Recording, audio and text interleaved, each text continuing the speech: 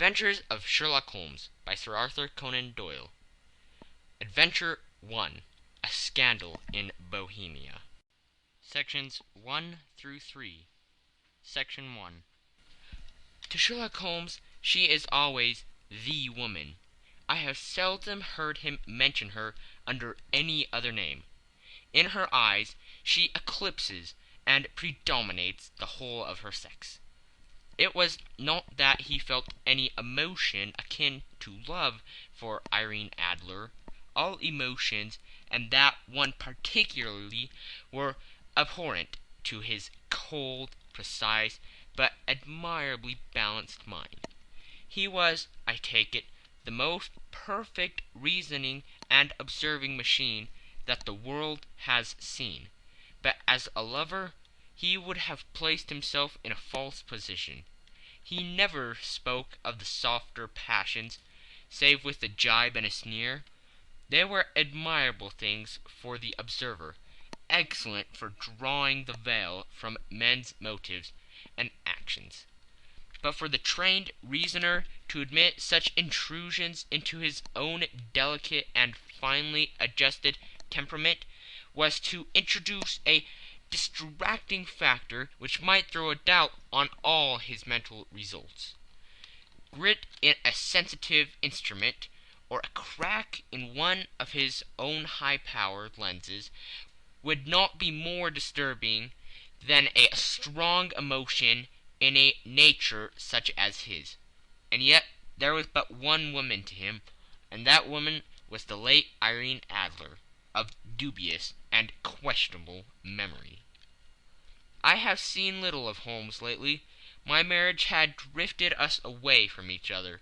My own complete happiness and the home-centered interests which rise up around the man who first finds himself master of his own establishment were sufficient to absorb all my attentions, while Holmes, who loathed every form of society with his whole Bohemian soul, remained in our lodgings in Baker Street.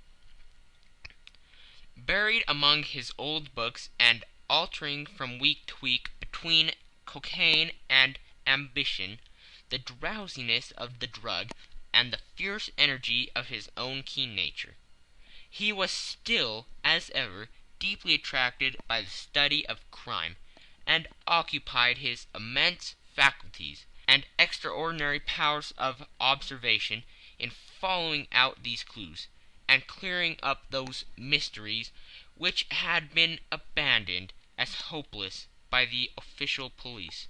From time to time I heard some vague account of his doings, of his summons to Odessa in the case of the Trepoff murder, of his clearing up of the singular tragedy of the Atkinson brothers at Trincomalee, and finally of the mission which he had accomplished so delicately and successfully for the reigning family of Holland.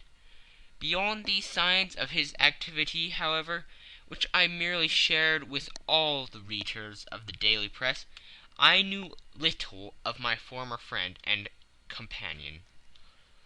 One night, it was on the 20th of March, 1888, I was returning from a journey to a patient, for I had now returned to civil practice, when my way led me through Baker Street.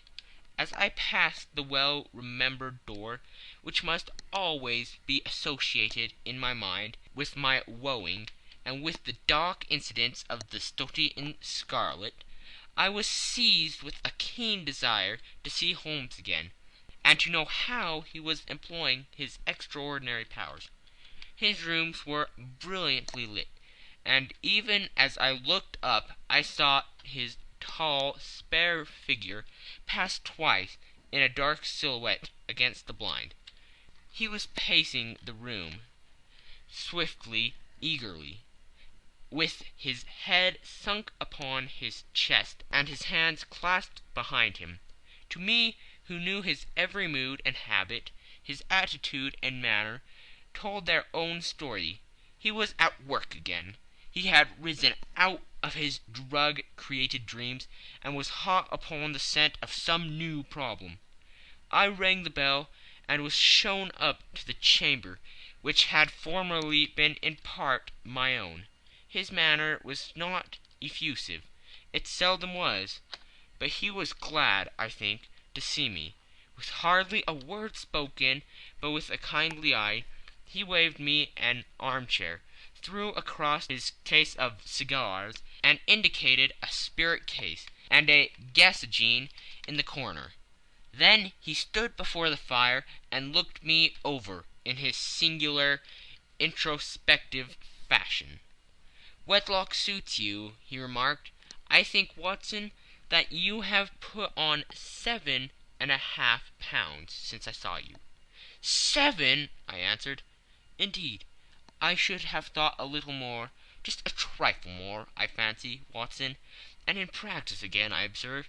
You did not tell me that you intended to go into harness." "Then how do you know?"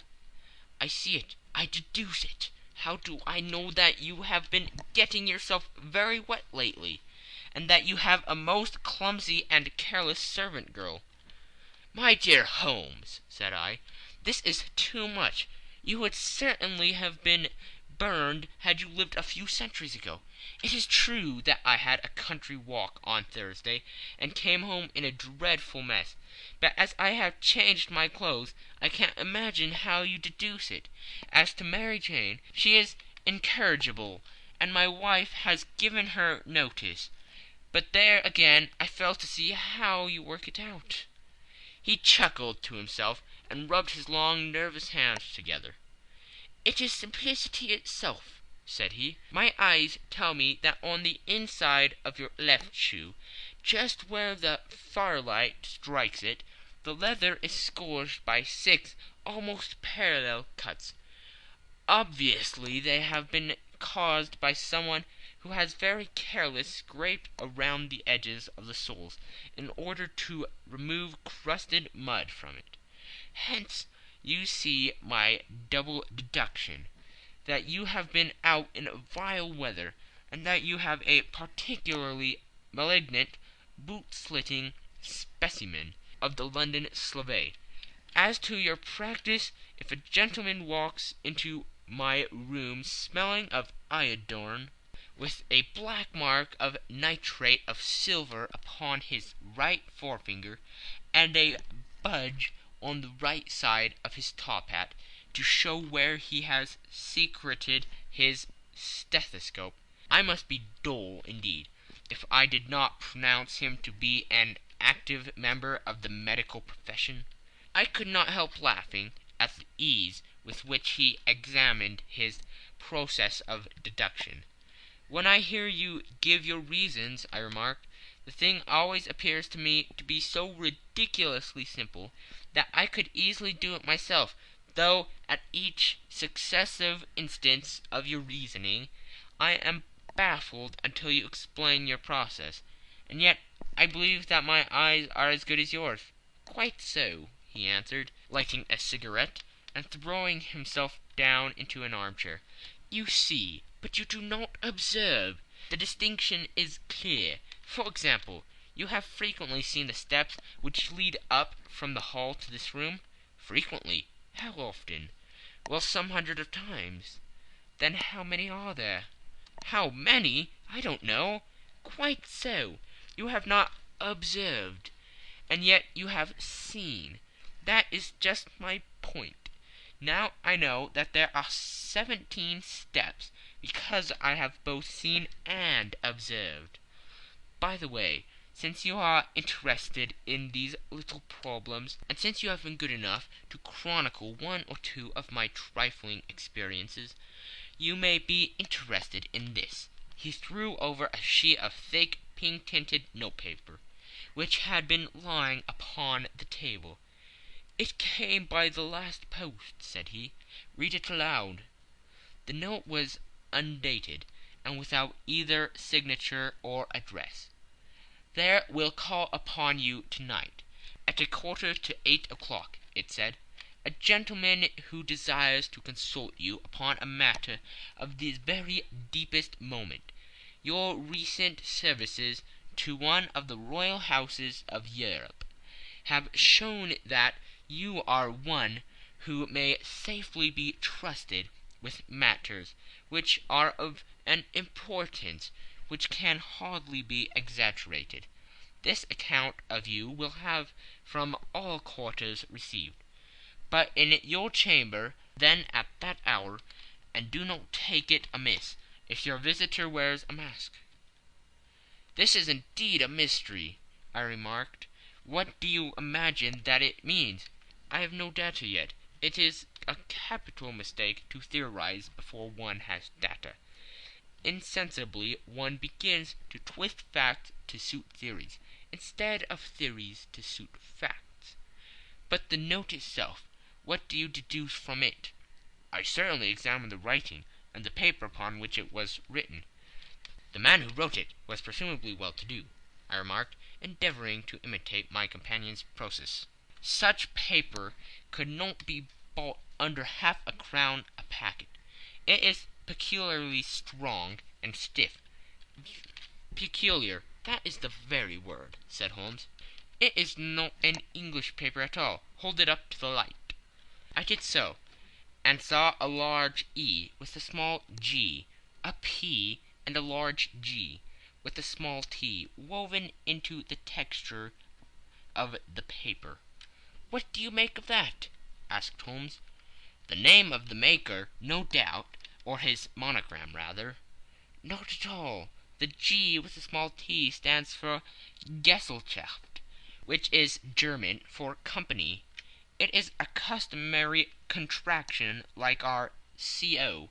P, of course, stands for paper. Now for the EG.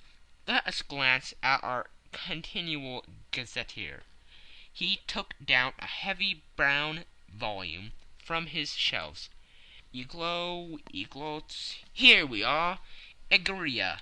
It is in a German-speaking country in Bohemia, not far from Carlsbad, remarkably as being the scene of the death of Wallenstein, and for its numerous glass factories and paper mills. Ha ha, my boy, what do you make of that?"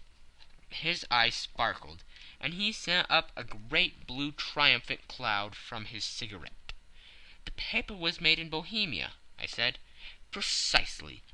And the man who wrote the note is a German. Do you note the particular contraction of the sentence, 'This account of you we have from all quarters received'? A Frenchman or Russian could not have written that. It is the German who is so unconscious to his verbs. It only remains, therefore, to discover what is wanted by this German, who writes upon Bohemian paper and prefers wearing a mask to showing his face. And here he comes, if I am not mistaken, to resolve all our doubts." As he spoke there was the sharp sound of horses' hoofs, and the grating wheels against the curb, followed by a sharp pull at the bell. Holmes whistled.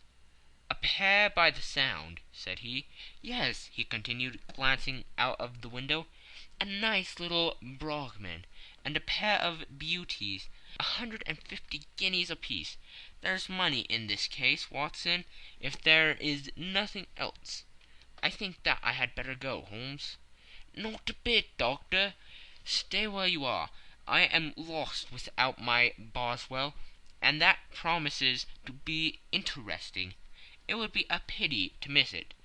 But your client, never mind him. I may want your help, and so may he. Here he comes. Sit down in that armchair, Doctor, and give us your best attention." A slow and heavy step, which had been heard upon the stairs and in the passage, paused immediately outside the door. Then there was a loud and authoritative tap. "Come in," said Holmes. A man entered who could hardly have been less than 6 feet 6 inches in height, with the chest and limbers of a Hercules. His dress was rich with a richness which would, in England, be looked upon as akin to bad taste. Heavy bands of astrakhan were slashed across the sleeves and fronts of his double-breasted coat, while the deep blue coat, which was thrown over his shoulders, was lined with flame-colored silk and secured at the neck with a brooch, which consisted of a single flaming beryl. Boots which extended halfway up his calves, and which were trimmed at the tops with rich brown fur, completed the impression of barbaric opulence which was suggested by the whole appearance. He carried a broad-brimmed hat in his hand, while he wore across the upper part of his face, extending down past the cheekbones, a black visored mask, which he had apparently adjusted that very moment, for his hand was still raised to it as he entered. From the lower part of the face he appeared to be a man of strong character, with a thick hanging lip, and a long, straight chin suggestive of resolution, pushed to the length of obstinacy. "You had my note?" he asked, with a deep, harsh voice, and a strongly marked German accent. "I told you that I would call." He looked from one to the other of us, as if uncertain which to address. "Pray take a seat," said Holmes. "This is my friend and colleague, Dr. Watson, who is occasionally good enough to help me in my cases. Whom have I the honor to address?" "You may address me as Count von Kramm, a Bohemian nobleman. I understand that this gentleman, your friend, is a man of honor and discretion, whom I may trust with a matter of the most extreme importance. If not, I should much prefer to communicate with you alone." I rose to go, but Holmes caught me by the wrist and pushed me back into my chair. "It is both or none," said he. "You may see before this gentleman anything which you may say to me." The Count shrugged his broad shoulders. "Then I must begin," said he, "by binding you both to absolute secrecy for 2 years. At the end of that time the matter will be of no importance. At present it is too much to say that it is of such weight it may have an influence upon European history." "I promise," said Holmes. "And I." "You may excuse this mask," countered our strange visitor. "The august person who employs me wishes his agent to be unknown to you, and I may confess at once that the title by which I have just called myself is not exactly my own." "I was aware of it," said Holmes dryly. "The circumstances are of great delicacy, and every precaution has to be taken to quench what might grow to be an immense scandal, and seriously compromise one of the reigning families of Europe. To speak plainly, the matter implicates the great house of Armstian Hereditary, kings of Bohemia." "I was also aware of that," murmured Holmes, setting himself down in his armchair, closing his eyes. Our visitor glanced with some apparent surprise at the rigid, longing figure of the man, who had been no doubt depicted to him as the most incisive reasoner and most energetic agent in Europe. Holmes slowly reopened his eyes and looked impatiently at his gigantic client. "If your Majesty would condescend to state your case," he remarked, "I should be better able to advise you." The man sprang from his chair and paced up and down the room in uncontrollable agitation. Then, with a gesture of desperation, he tore the mask from his face and hurled it upon the ground. "You are right!" he cried. "I am the king. Why should I attempt to conceal it?" "Why, indeed?" murmured Holmes. "Your Majesty had not spoken before.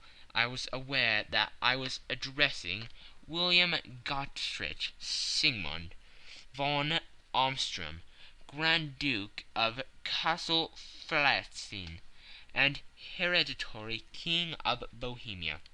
"But you can understand," said our strange visitor, sitting down once more and passing his hand over his high white forehead. "You can understand that I am not accustomed to doing such business in my own person, that I could not confide it to an agent without putting myself in his power. I have come incognito from Prague, from the purpose of consulting you." "Then pray consult," said Holmes, shutting his eyes once more. "The facts are briefly these. Some 5 years ago, during a lengthy visit to Warsaw, I made the acquaintance of the well-known adventuress Irene Adler. The name is no doubt familiar to you?" "Kindly look her up in my index, doctor," murmured Holmes, without opening his eyes.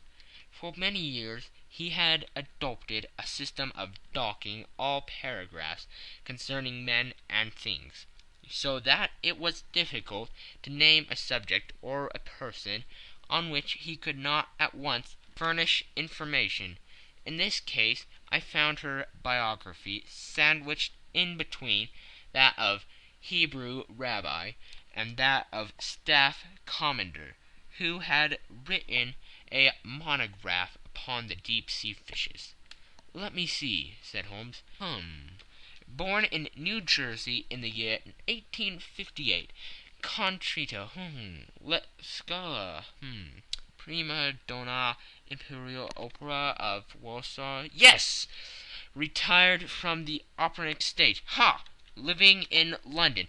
Quite so, your Majesty. As I understand, become entangled with this young person, wrote her some comprising letters, and is now desirous of getting these letters back." "Precisely so. But how?" "Was there a secret marriage?" "None." "No legal papers or certificates?" "None." "Then I fail to follow your Majesty. If this young person should produce her letters from blackmailing or other purposes, how is she to prove their authenticity?" "There is writing." "Pooh! Forgery." "My private notepaper." "Stolen." "My own seal." "Imitated." "My photograph." "Bought." "We were both in the photograph." "Oh dear, that is very bad. Your Majesty has indeed committed an indiscretion." "I was mad, insane." "You have compromised yourself seriously." "I was only Crown Prince then. I was young. I am but 30 now." "It must be recovered." "We have tried and failed." "Your Majesty must pay. It must be bought." "She will not sell." "Stolen, then." 5 attempts have been made. Twice burglars in my pay ransacked her house. Once we diverted her luggage when she travelled.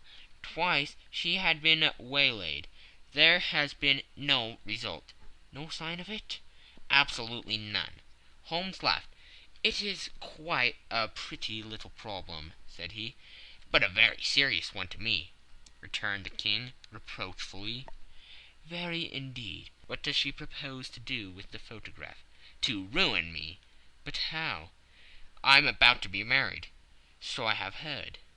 "To Claudia Lorman von Saxe-Montenegrin, second daughter of the King of Scandinavia. You may know the strict principles of her family. She is herself the very soul of delicacy. A shadow of a doubt as to my conduct would bring the matter to an end." "And Irene Adler?" "Threatens to send him a photograph." "And she will do it. I know that she will do it. You do not know her, but she has a soul of steel. She has the face of the most beautiful of women, and the mind of the most resolute of men. Rather than I should marry another woman, there are no lengths to which she would not go. None." "You are sure that she has not sent it yet?" "I am sure." "And why?" "Because she has said that she would send it on the day when the betrothal was publicly proclaimed. That would be next Monday." "Oh, then we have 3 days yet," said Holmes with a yawn. "That is very fortunate, as I have 1 or 2 matters of importance to look into just at present. Your Majesty will, of course, stay in London for the present?" "Certainly. You will find me at the Wagram under the name of the Count von Kram. Then I shall drop you a line to let you know how we progress. Pray do so. I shall be all anxiety. Then as to money, you have carte blanche. Absolutely. I tell you that I would give one of the provinces of my kingdom to have that photograph. And for the present expenses, the king took a heavy chamois leather bag from under his cloak and laid it on the table. There are 300 pounds in gold and 700 in notes, he said. Holmes scribbled a receipt upon a sheet of his notebook and handed it to him. And mademoiselle's address, he asked, is Brony Lodge, Supreme Avenue, St. John's Wood. Holmes took a note of it. One other question, said he. Was the photograph a cabinet? It was. Then good night, your majesty, and I trust that we shall soon have some good news for you. And good night, Watson, he added, as the wheels of the Royal Brougham rolled down the street. If you will be good enough to call tomorrow afternoon at 3 o'clock, I should like to chat this little matter over with you. End of Section 1. Section 2. At 3 o'clock precisely, I was at Baker Street, but Holmes had not yet returned.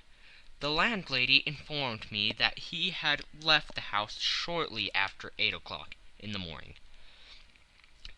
I sat down beside the fire, however, with the intention of awaiting him. However long he might be, I was already deeply interested in his inquiry, for though it was surrounded by none of the grim and strange features which were associated with the two crimes which I have already recorded, still the nature of the case and the exalted station of his client gave it a character of its own. Indeed, apart from the nature of the investigation which my friend had on hand, there was something in his masterly grasp of a situation, and his keen, incisive reasoning, which made it a pleasure to me to study his system of work, and to follow the quick, subtle methods by which he distinguished the most inextractable mysteries. So accustomed was I to his invariable success that the very possibility of his failing had ceased to enter into my head. It was close upon 4 before the door opened, and a drunken-looking groom, ill-kept and side-whiskered, with an inflamed face and disreputable clothes, walked into the room. Accustomed as I was to my friend's amazing powers in the use of disguises, I had to look 3 times before I was certain that it was indeed he. With a nod he vanished into the bedroom, whence he emerged in 5 minutes, too suited and respectable as of old, putting his hands into his pockets. He stretched out his legs in front of the fire and laughing heartily for some minutes. "Well, really," he cried, and then he choked and laughed again, until he was obliged to lie back, limp and helpless, in the chair. "What is it?" "It's quite too funny. I am sure you could never guess how I employed my morning, or what I ended by doing." "I can't imagine. I suppose that you have been watching the habits and perhaps the house of Miss Irene Adler?" "Quite so, but the sequel was rather unusual. I will tell you, however. I left the house a little after 8 o'clock this morning, in the character of a groom, out of work. There is a wonderful sympathy and freemasonry among wholesale men. But one of them, and you will know all that there is to know, I soon found Brotny Lodge.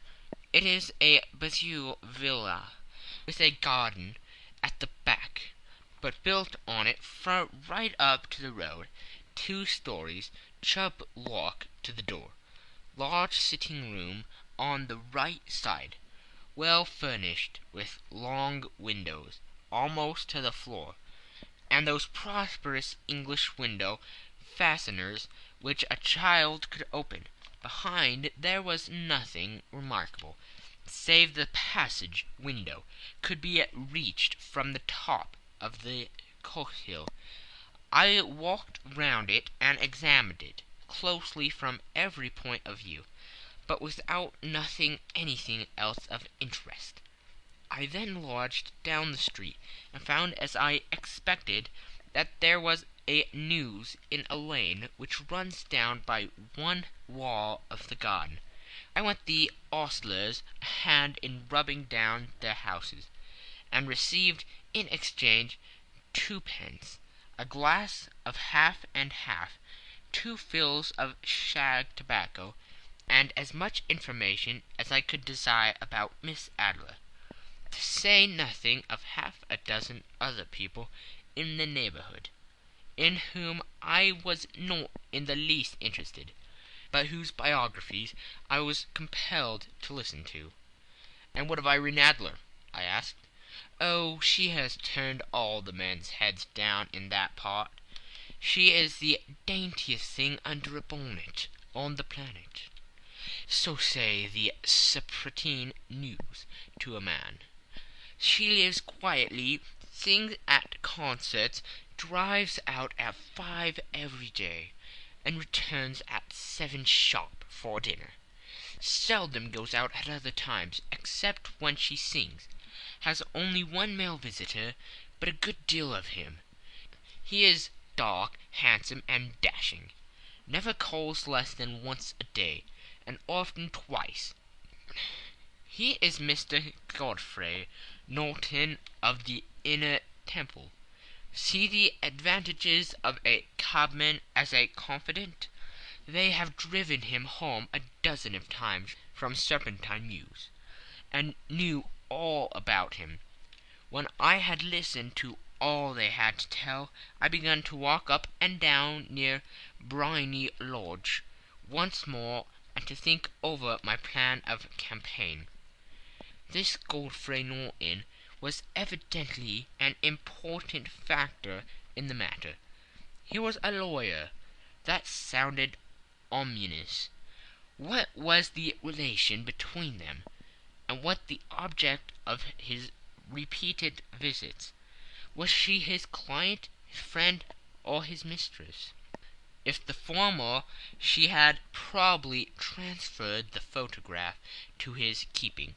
If the latter, it was less likely on the issue of this question deepened whether I should continue my work at Briony Lodge, or turn my attention to the gentlemen's chambers in the Temple. It was a delicate point, and it widened the field of my inquiry. I fear that I bore you with these details, but I have to let you see my little difficulties, if you are to understand the situation. "I am following you closely," I answered. I was still balancing the matter in my mind, when a hansom cab drove up to Briony Lodge, and a gentleman sprang out. He was a remarkably handsome man, dark, aquiline, and moustached, evidently the man of whom I have heard. He appeared to be in a great hurry, shouted to the cabman to wait, and brushed past the maid, who opened the door with the air of a man who was thoroughly at home. He was in the house about half an hour, and I could catch glimpses of him in the windows of the sitting-room, pacing up and down, talking excitedly and waving his arms. Of her I could see nothing. Presently he emerged, looking even more flurried than before. As he stepped up into the cab, he pulled a gold watch from his pocket, and looked at it earnestly. "Drive like the devil!" he shouted.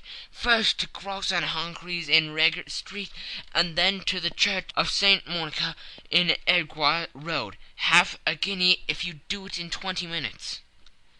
Away they went, and I was just wondering whether I should not do well to follow them, when up the lane came a neat little landau, the coachman with his coat only half buttoned, and his tie under his ear, while all the tags of his harness were sticking out of the buckles. It hadn't pulled up before she shot out of the hall door and into it. I only caught a glimpse of her at the moment, but she was a lovely woman, with a face that a man might die for. "The Church of St. Monica, John," she cried, "and half a sovereign if you reach it in 20 minutes." This was quite too good to lose, Watson. I was just balancing whether I should run for it, or whether I should perch behind her landau, when a cab came through the street. The driver looked twice at such a shabby fare, but I jumped in before he could object. "The Church of St. Monica," said I, "and half a sovereign if you reach it in 20 minutes." It was 25 minutes to 12, and of course it was clear enough what was in the wind. My cabby drove fast. I don't think I ever drove faster, but the others were there before us, the cab and the landau, with their steaming horses, were in front of the door. When I arrived, I paid the man and hurried into the church. There was not a soul there save the two whom I had followed, and a surpliced clergyman who seemed to be expostulating with them. They were all three standing in a knot in front of the altar. I longed up the side aisle like any other idler who has dropped into a church. Suddenly, to my surprise, the three at the altar faced round to me, and Godfrey Norton came running as hard as he could toward me. "Hank," he cried, "you'll do. Come, come." "What then?" I asked.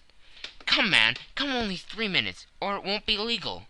I was half dragged up to the altar, and before I knew where I was, I found myself mumbling responses which were whispered in my ear, and vouching for things of which I knew nothing, and generally assisting in the secure tying up of Irene Adler, spinster, to Godfrey Norton, bachelor.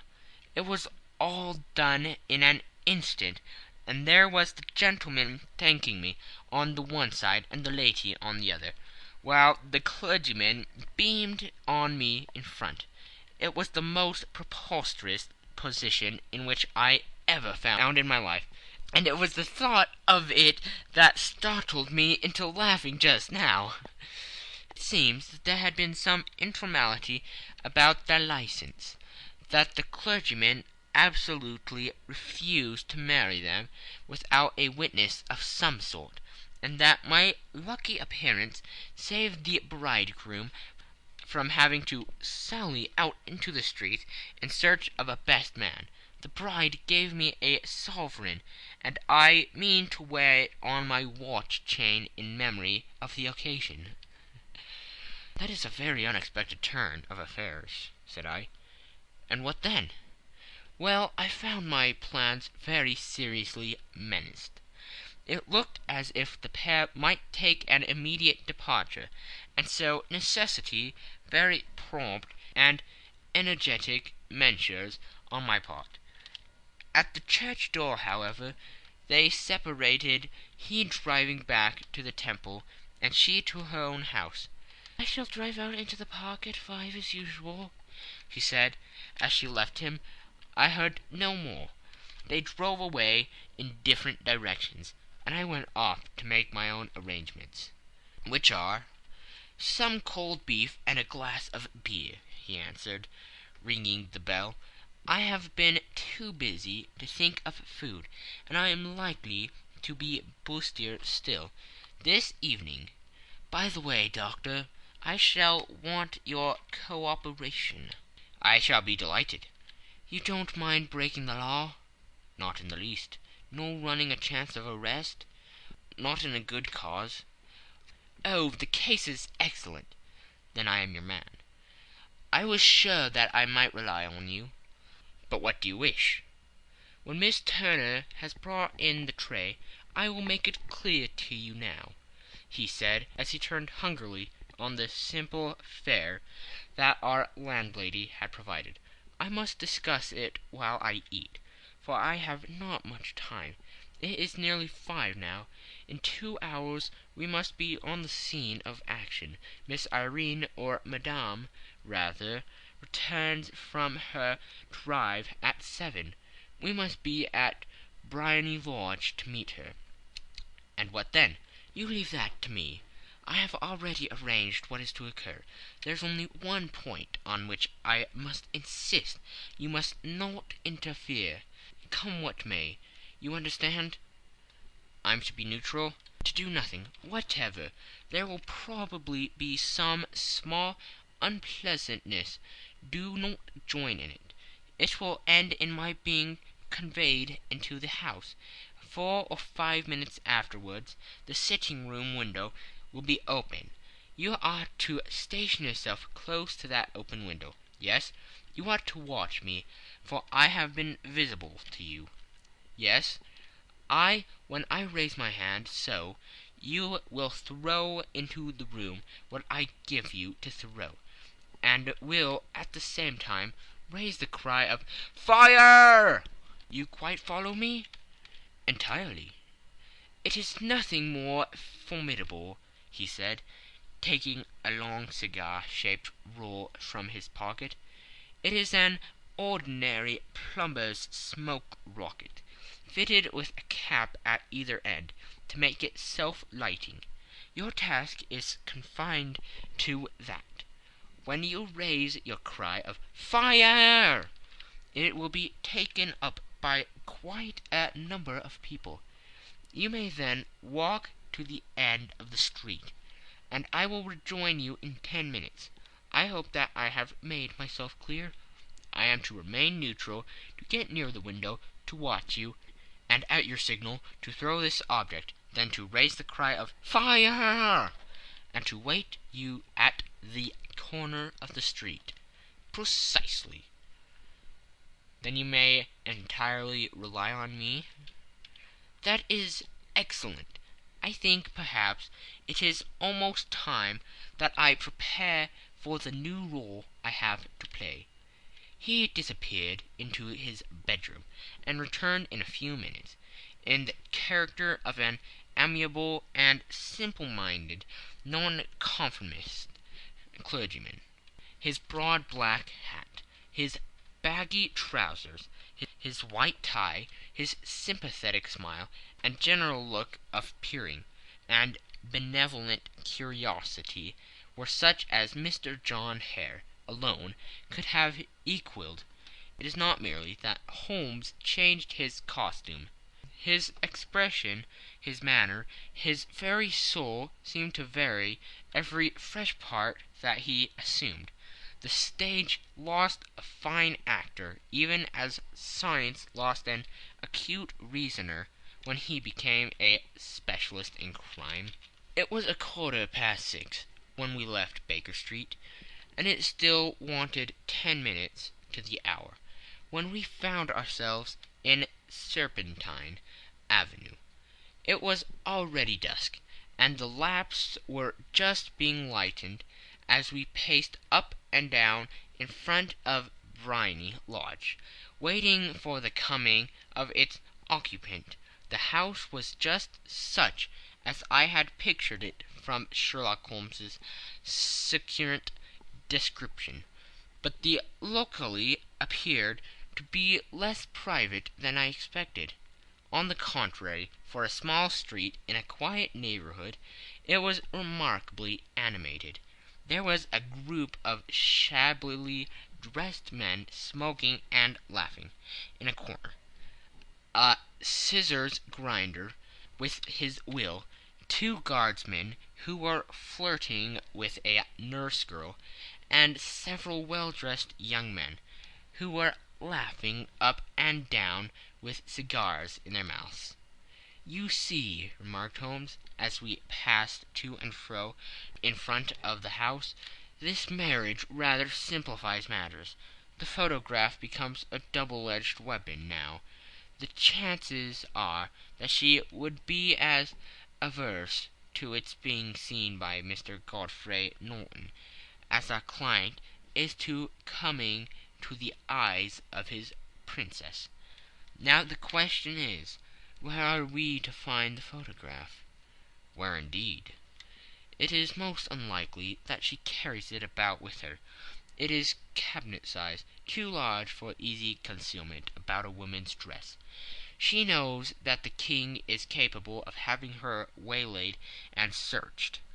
2 attempts of the sort have already been made. We may take it, then, that she does not carry it about with her." "Where, then?" "Her banker or her lawyer. There is that double possibility, but I am inclined to think neither. Women are naturally secretive, and they like to do their own secreting. Why should she have it over to anyone else? She could trust her own guardsmanship, but she could not tell what indirect or political influence might be brought to bear upon a business man. Besides, remember that she had resolved to use it within a few days. It must be where she can lay her hands upon it. It must be in her own house." "But it has twice been burgled." "Pshaw! They did not know how to look." "But how will you look?" "I will not look." "What then?" "I will get her to show me." "But she will refuse." "She will not be able to. But I hear the rumble of wheels. It is her carriage. Now carry out my orders to the letter." As he spoke, the gleam of the side-lights of a carriage came round the curve of the avenue. It was a smart little landau, which rattled up to the door of Bohemia Lodge. As it pulled up, one of the loafing men at that corner dashed forward to open the door, in the hope of earning a copper, but was elbowed away by another loafer, who had rushed up with the same intention. A fierce quarrel broke out, which was increased by the 2 guardsmen, who took sides with one of the longers, and by the scissors grinder, who was equally hot upon the other side. A blow was struck, and in an instant the lady, who had stepped from her carriage, was the centre of a little knot of flourished and struggling men, who struck savagely at each other with their fists and sticks. Holmes dashed into the crowd to protect the lady, but just as he reached her he gave a cry and dropped to the ground, with the blood running freely down his face. At his fall the guardsmen took their heels in one direction, and the longers in the other, while a number of better dressed people, who had watched the suffice without taking part in it, crowded in to help the lady and to attend to the injured man. Irene Adler, as I will still call her, had hurried up the steps, but she stood at the top with her superb figure outlined against the lights of the hall, looking back into the street. "Is the poor gentleman much hurt?" she asked. "He is dead," cried several voices. "No, no, there's life in him," shouted another, "but he'll be gone before you can get him to hospital." "He's a brave fellow," said a woman. "They would have got the lady's purse and watch if it hadn't been for him. They were a gang, and a rough one too. Ah, he's breathing now." "He can't lie here in the streets. May we bring him in, marm?" "Surely bring him into the sitting-room. There's a comfortable sofa. This way, please." Slowly and solemnly he was borne into the Bohemia Lodge, and laid into the principal room. while I still observed the proceedings from my post by the window. The lamps had been lit, but the blinds had been drawn so that I could see Holmes as he lay upon the couch.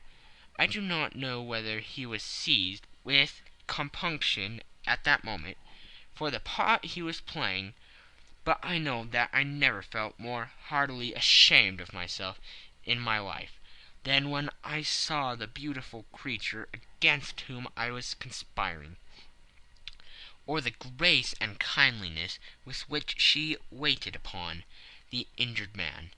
And yet it would be the blackest treachery to Holmes to draw back now from the part which he had entrusted to me.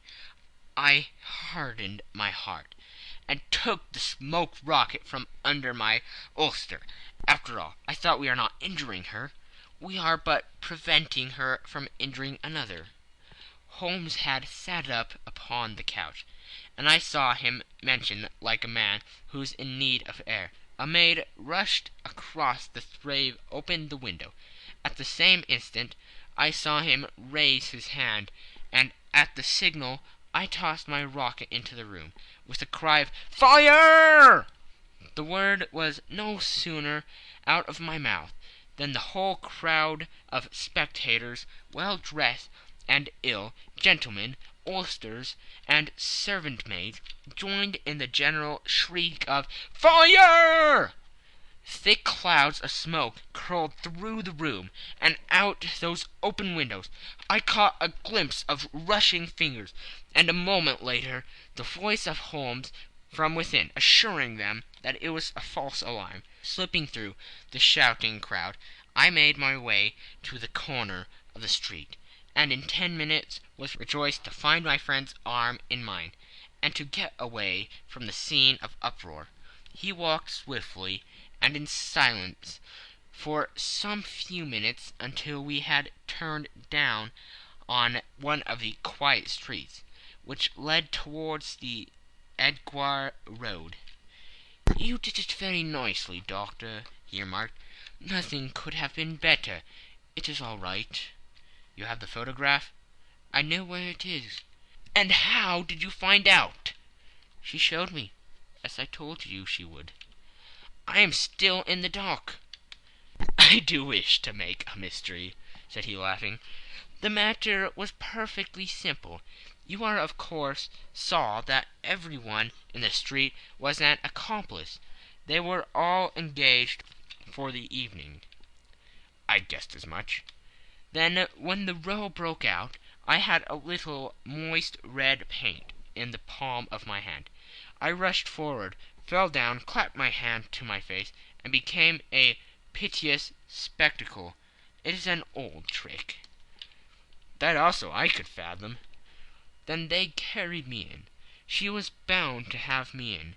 What else could she do? And into her sitting-room, which was the very room which I suspected. It lay between that and her bedroom, and I was determined to see which. They laid me on a couch. I motioned for air. They were compelled to open the window, and you had your chance." "How did that help you?" "It was all important. When a woman thinks that her house is on fire, her instinct is at once to rush to the thing which she values most. It is a perfectly overpowering impulse, and I have more than once taken advantage of it. In the case of the Darlington substitution scandal it was of use to me, and also in the Arnsworth Castle business. A married woman grabs at her baby, an unmarried one reaches for her jewelry box. Now it was clear to me that Our Lady of to-day had nothing in the house more precious to her than what we are in quest of. She would rush to secure it. The alarm of the fire was admirably done. The smoke and shouting were enough to shake nerves of steel. She responded beautifully. The photograph is in a recess behind a sliding panel, just above the right bell pull. She was there in an instant, and I caught a glimpse of it as she half drew it out. When I cried out that it was a false alarm, she replaced it, glancing at the rocket, rushed from the room, and I have not seen her since. I rose, and making my excuses, escaped from the house. I hesitated whether to attempt to secure the photograph at once, but the coachman had come in, and as he was watching me narrowly, it seemed safer to wait. A little over precipitance may ruin all. "And now?" I asked. "Our quest is practically finished. I shall call with the king tomorrow, and with you, if you care to come with us. We will be showed into the sitting room to wait for the lady. But it is probable that when she comes she may find neither us nor the photograph. It might be a satisfaction to his Majesty to regain it with his own hands." "And when will you call?" "At 8 in the morning. She will not be up, so that we shall have a clear field. Besides, we must be prompt, for this marriage may mean a complete change in her life and habits. I must wire to the king without delay."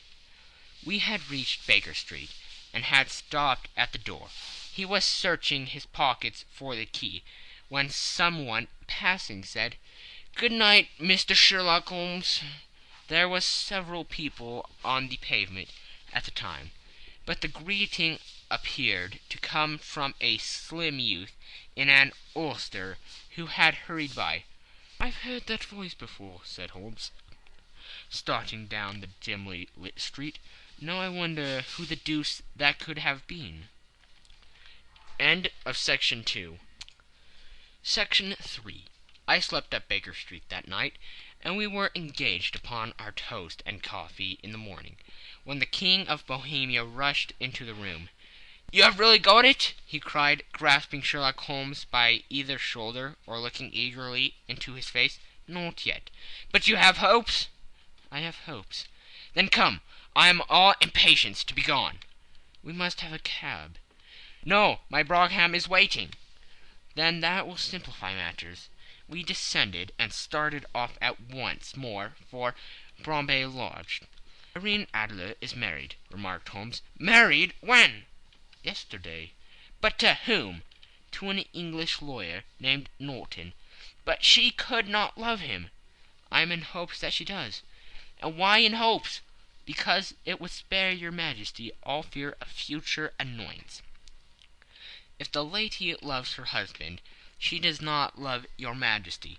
If she does not love your Majesty, then there is no reason why she should interfere with your Majesty's plan." "It is true. And yet, well, I wish she had been of my own station. What a queen she would have made." He relapsed into a mood silence, which was not broken until we drew up in Serpentine Avenue. The door of Brimary Lodge was open, and an elderly woman stood up the steps. She watched us with a sardonic eye as we stepped from the brougham. "Mr. Sherlock Holmes, I believe," said she. "I am Mr. Holmes," answered my companion, looking at her with a questioning and rather startled gaze. "Indeed, my mistress told me that you were likely to call. She left this morning with her husband by the 5:15 train from Charing Cross for the Continent." "What?" Sherlock Holmes staggered back with the chagrin and surprise. "Do you mean that she has left England?" "Never to return." "And the papers?" asked the King hoarsely. "All is lost." "We shall see." He pushed past the servant and rushed into the drawing-room, followed by the King and myself. The furniture was scattered about in every direction, with the dismantled shelves and open drawers, as if the lady had hurriedly ransacked them before her flight. Holmes rushed at the bell-pull, tore back a small sliding shutter, and plunging in his hand, pulled out a photograph and a letter. The photograph was of Irene Adler herself, in evening dress. The letter was superseded to Sherlock Holmes, Esq., to be left till called for. My friend tore it open, and we all three read it together. It was dated midnight of the preceding night, and ran in this way. My dear Mr. Sherlock Holmes, you really did it well. You took me in completely. Until after the alarm of fire I had not a suspicion. But then, when I found how I had betrayed myself, I began to think. I had been warned against you months ago. I had been told that if the king employed an agent, it would certainly be you, and your address had been given me. Yet, with all this, you made me reveal what you wanted to know. Even after I became suspicious, I found it to think evil of such a dear, kind old clergyman. But you know I have been trained as an actress myself. Male costume is nothing new to me. I often take advantage of the freedom which it gives. I sent John the coachman to watch you, ran upstairs, got into my walking clothes, as I call them, and came down just as you departed. Well, I followed you to your door, and so made sure that I was really an object of interest to the celebrated Mr. Sherlock Holmes. Then I rather imprudently wished you good night, and started for the Temple to see my husband. We thought the best resource was flight, when we pursued by so formidable an antagonist. So you will find the nest empty when you call tomorrow. As to the photograph, your client may rest in peace.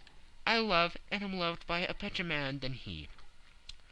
The king may do what he will without hindrance from one whom he has cruelly wronged. I keep it only to safeguard myself, and to preserve a weapon which will always secure me from any steps which he might take in the future. I leave a photograph which he might care to possess, and I remain, dear Mr. Sherlock Holmes, very truly yours, Irene Norton, née Adler. "What a woman! Oh, what a woman!" cried the King of Bohemia, when we had all three read this epistle. "Did I not tell you how quick and resolute she was? Would she not have made an admirable queen? Is it not a pity that she was not on my level?" "From what I have seen of the lady, she seems indeed to be on a very different level to you, Majesty," said Holmes coldly. "I am sorry that I have not been able to bring your Majesty's business to a more successful conclusion." "On the contrary, my dear sir," cried the King, "nothing could be more successful. I know that her word is inviolate. The photograph is now as safe as if it were in the fire." "I am glad to hear your Majesty say so." "I am immensely indebted to you. Pray tell me in what way I can reward you. This ring—" He slipped an emerald snake ring from his finger and held it out upon the palm of his hand. "Your Majesty has something which I should value even more highly," said Holmes. "You have but to name it." "The photograph!" The King stared at him in amazement. "Irene's photograph!" he cried. "Certainly, if you wish it." "I thank your Majesty. Then there is no more to be done in the matter. I have the honour to wish you very good morning." He bowed and turned away without observing the hand which the King had stretched out to him. He set off in my company for his chambers. And that was how a great scandal threatened to affect the kingdom of Bohemia, and how the best plans of Mr. Sherlock Holmes were beaten by a woman's wit. He used to make merry over the cleverness of women, but I have not heard him do it of late. And when he speaks of Irene Adler, or when he refers to her photograph, it is always under the honourable title of the woman. End of Section 3. End of the Scandal in Bohemia. This is a TB003 production.